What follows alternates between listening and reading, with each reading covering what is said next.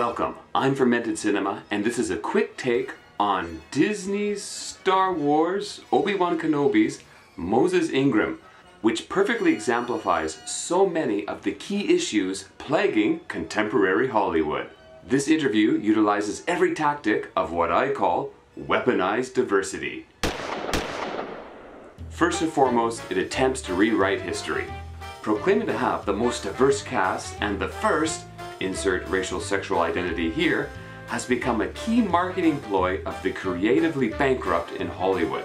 First of all, this is not only a cheap exploitation of minorities as human currency, it's also often outright false. Here, Moses Ingram, who stars in Obi-Wan Kenobi, was quoted as saying, "If you got talking droids and aliens, but no people of color, it doesn't make any sense," in reference to the Star Wars universe. Well, I guess that's true, if you ignore beloved characters such as Mace Windu and Lando frickin' Calrissian.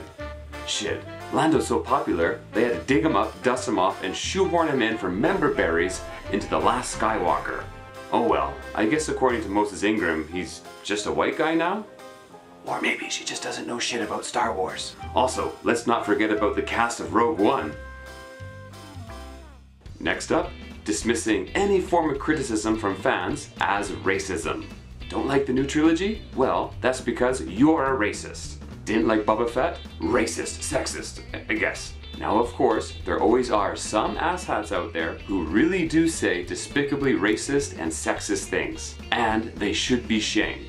But they comprise only a tiny fraction of the criticism coming from the fandoms. Although they sure are handy as strawmen. Here, the article also proclaims that the fans reacted negatively to having a black stormtrooper. Well, I'll tell you this, nothing could be further from the truth. After watching The Force Awakens, the characters of Finn and Poe were the two characters the vast majority of fans wanted to see more of. Then came The Last Jedi.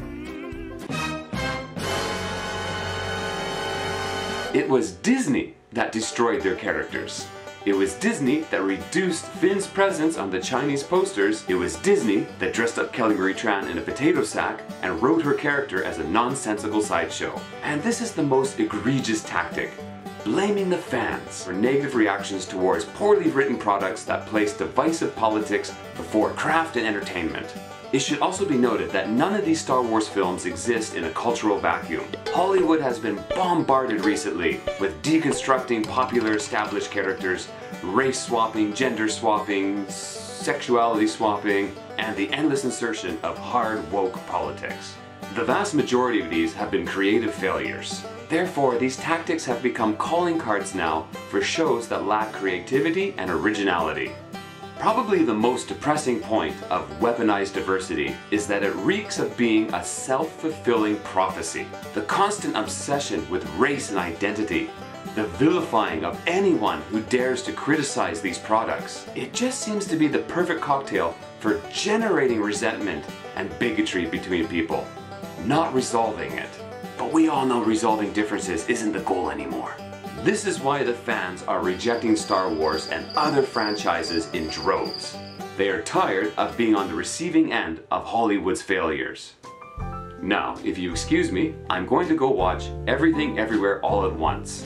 A well-written creative film with a highly intriguing premise created by an exceptionally talented production team that just happens to be largely of Asian descent. But, you know, I guess according to Disney, I shouldn't like it then? Funny how that's not the case. Star Wars is dead. Like, share, subscribe.